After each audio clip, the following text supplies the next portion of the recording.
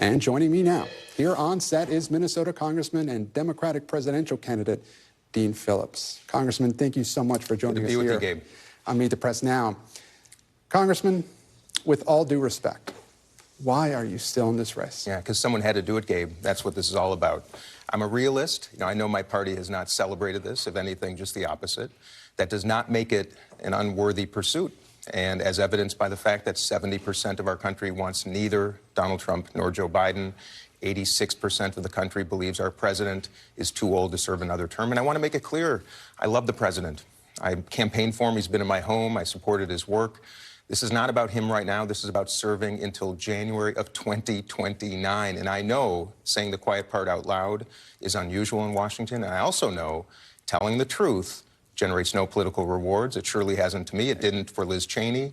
That's the culture I'm trying to change, Gabe, and that's why it's important that somebody had the audacity to challenge this ridiculous status quo. And Congressman, look, I don't have to tell you, it's a tough message, though, to sell, because you're saying you love President Biden, yet you're running against him. What is your path forward here? Actually, I'm running against President Trump, former President Trump. That's the whole point. But in the primary, you're running against President Biden. But, Gabe, our system, our atrocious duopoly, the one that George Washington warned us about, when he warned us about factions, it's proving very true right now. It is not serving the country's interest. You go into any street in this country, in any town, any village I've been in fact, a report right now from Sahil Kapoor in New York, same thing. People are dismayed and disgusted with how our government is working. They know that nobody in Washington is listening to them. They also know that both parties are not elevating people that people want to vote for. And the worst part about it is we have a crisis of participation where Americans are not coming out and voting in primaries. They haven't come out. Low percentage. Oh no, but that's, like I said, I'm not a fool to not recognize that the Democratic Party is not thrilled by me right now. But that's not what this is about. So why not run as a third party? Why run as a Democrat? Because I'm trying to help my own party. I'm trying to wake it up.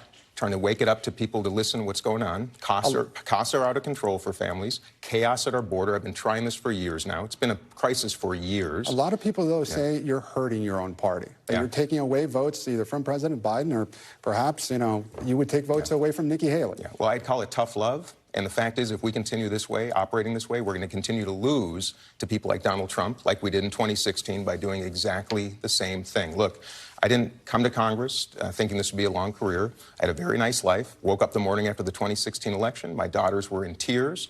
I promised them I would do something, and I flipped a 60-year Republican district blue. Well, but Gabe, this is what this is about. My party is not listening to America. My party is actually suppressing debate, suppressing voters, and suppressing candidates. I'm trying to wake it up. And there's a whole generation of outstanding young Democrats that are able to serve, ready to serve. I asked Gretchen Whitmer to run. I called J.B. Pritzker. Gavin Newsom, Vice President Harris, come on. Don't let the party tell you when it's time to meet the moment. I've been doing this for a year and a half, Gabe. It's an important, very, very important mission. Congressman, you said your party is not listening to America, but is America listening to you so far? No. In fact, I'm glad you asked the question. You know how many invitations I've had to MSNBC in 4 months? One.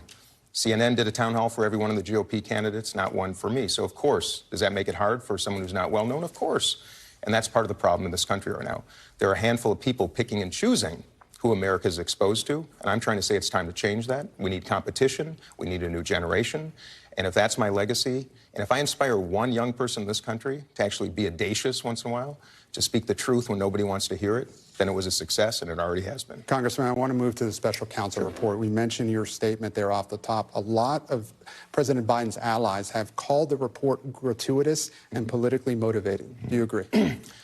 I think we're going to hear if we get the recordings of it, people can listen for themselves. I think that's important.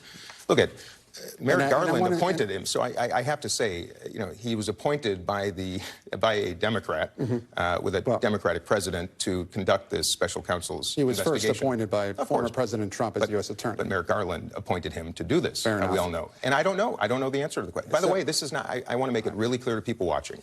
The president is not suffering a cognitive decline right now. But clearly, he's suffering a physical and communicative decline. Everybody who looks at television and sees him can know that.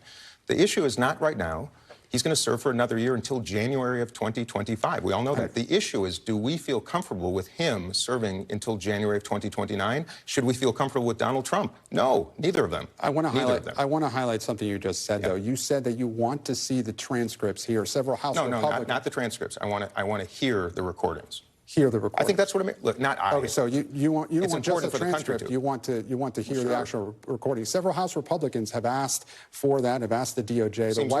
The White House has not said one way or the other. They talk about there may be classified information in these recordings, but you say for sure that it should all be released. You know, Gabe, we live in the United States of America. Why is transparency such a problem right now? Why is the president not debating? Why is he not answering questions? Why is he not doing press conferences? Why didn't he do the Super Bowl interview? Why is he not in front of voters unscripted? Yes, release the recording. Let Americans at least become confident. All I'm asking is that we not lose to Donald Trump, Gabe.